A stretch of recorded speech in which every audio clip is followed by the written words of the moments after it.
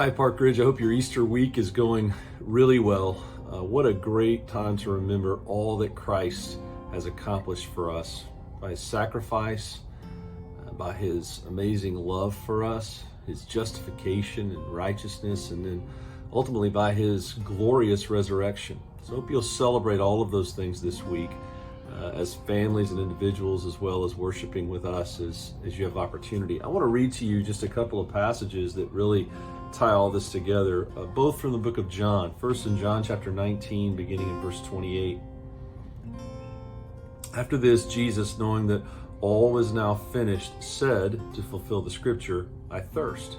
A jar full of sour wine stood there, so they put a sponge full of the sour wine on a hyssop branch and held it to his mouth. And when Jesus had received the sour wine, he said, "It is finished."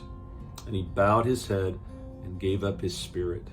This very simply, just these few verses give us a picture of the final experience of Jesus as a part of the crucifixion before he died. And now, in chapter 20 of the book of John, we see his glorious resurrection. Let me read these verses to you as well. John chapter 20, beginning in verse 1. Now on the first day of the week, Mary Magdalene came to the tomb early, while it was still dark, and saw that the stone had been taken away from the tomb. So she ran and went to Simon Peter and the other disciple, a reference to John, the one whom Jesus loved, and said to them, "They have taken the Lord out of the tomb, and we do not know where they have laid him." So Peter went out with the other disciple, John, and they were going toward the tomb. Both of them were running together, but the other disciple outran Peter and reached the tomb first. I often like to think that's because John was probably a teenager. He was younger than the older man, Peter, so he got there quicker. And stooping to look in, he saw the linen cloths lying there, but he did not go in. Then Simon Peter came, following him, and went into the tomb. He saw the linen cloths lying there, and the face cloth, which had been on Jesus's head, not lying with the linen cloths, but folded up in a place by itself. Then the other disciple, who had reached the tomb first, also went in, and he saw and believed. This is significant. John, in that moment, put everything together that Jesus had been saying. Imagine that you're one of the disciples, and Jesus has been saying, "I must be crucified and I will rise again." But that's impossible to understand. Like, Jesus, what are you talking about? Do you mean figuratively? Do you mean spiritually? Do you have it somehow tied to the nation of Israel? What is it that you're saying? And now John sees the empty tomb and he believes. And of course, when you read the rest of the Gospels, you understand Jesus actually did rise from the dead and appeared to more than 500 people and gave parting instructions and understanding about what to do now before he ascended to heaven.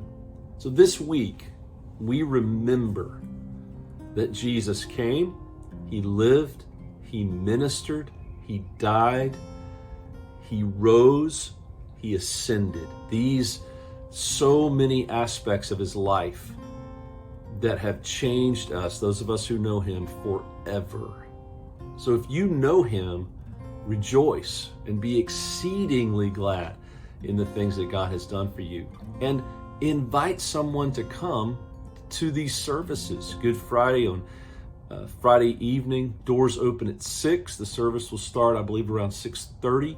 It's going to be a wonderful and a somber time to remember what Christ has accomplished on the cross. And then on Easter, we actually have 2 services. So pick one, either 9 o'clock or 10:30, and be a part of what God is doing and how God is moving. Bring a friend, bring a family member, bring a neighbor, bring a coworker, bring someone who maybe doesn't know the Lord, but this could be the greatest week of their lives. Hey, I'm looking forward to seeing you this weekend. It promises to be a fantastic few days of celebrating Jesus, the King of Kings and the Lord of Lords. God bless you.